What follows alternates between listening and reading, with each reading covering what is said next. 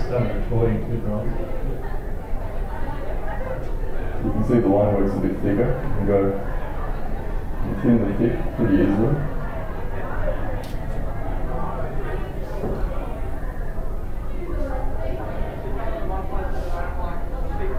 And for me, I don't really like going over lines too many times if I don't have to, so if I can do it all in one line, then I'm happy.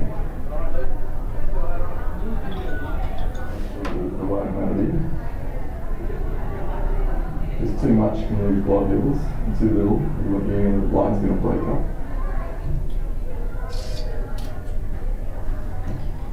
Can you tell us about the speed that you draw some of those lines at, Anton?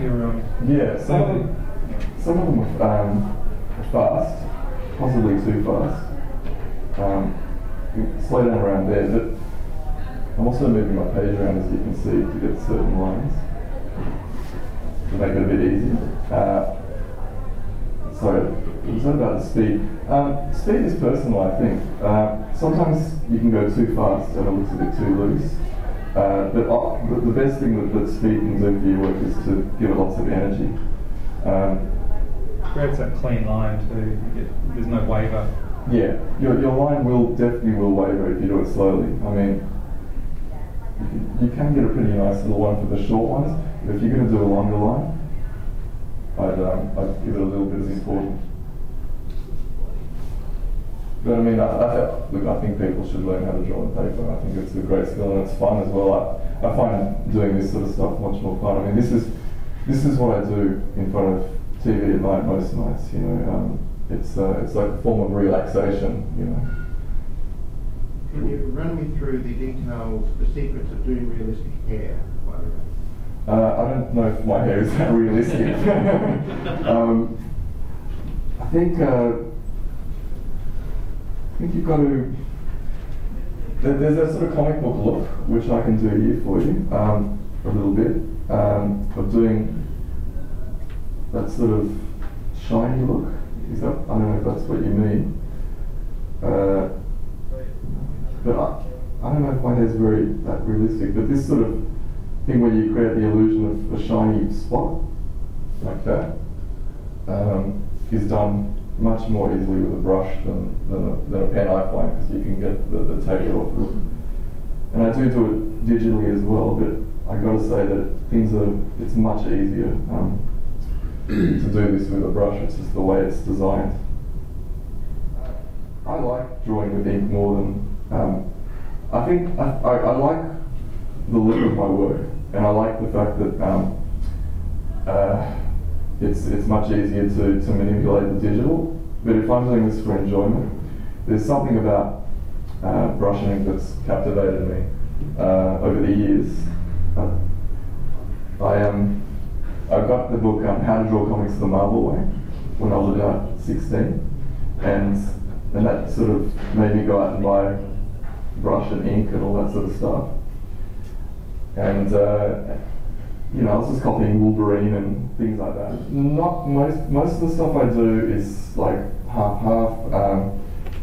I'll do a sketch with the thought that I'd like to keep it, and maybe, you know, not that I'll put up everything, but that I could maybe if I'm just doing a sketch myself.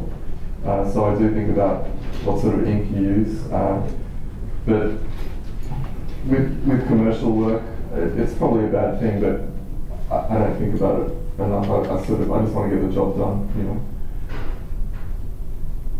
Why did you pencil your signature in? Why did I pencil my signature in? That's funny, I always do.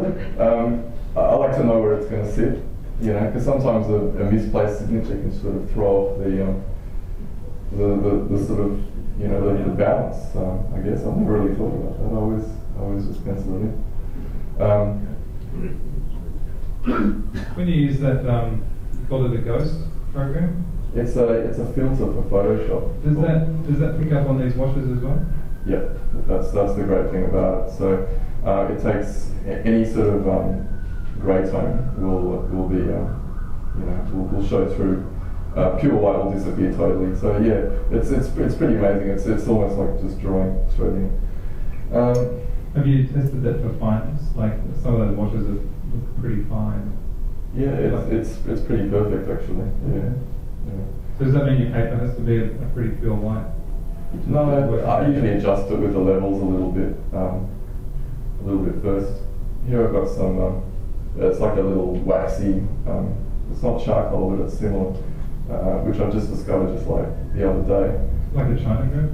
Yeah, a little bit. I think it's a creative color sort of product. I don't know, I just started adding a few little things because I think in this sort of world of everything going digitally, any sort of thing that you can do to make your work look more hand-drawn is not a bad thing. You can actually rub this out. That's good.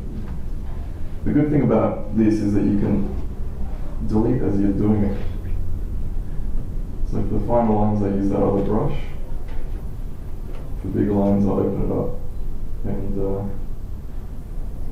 do a bit out of my depth of this thing at the moment. I'm just not quite used to it. So there's the undo thing which is useful, and you'll see it a lot. I mean, I'm not sort of ashamed of it because why not? You know. But I think it's good to try to nail that line as much as possible. But if you do muck it up, there's really nothing wrong with hitting undo, which I've set a button here for.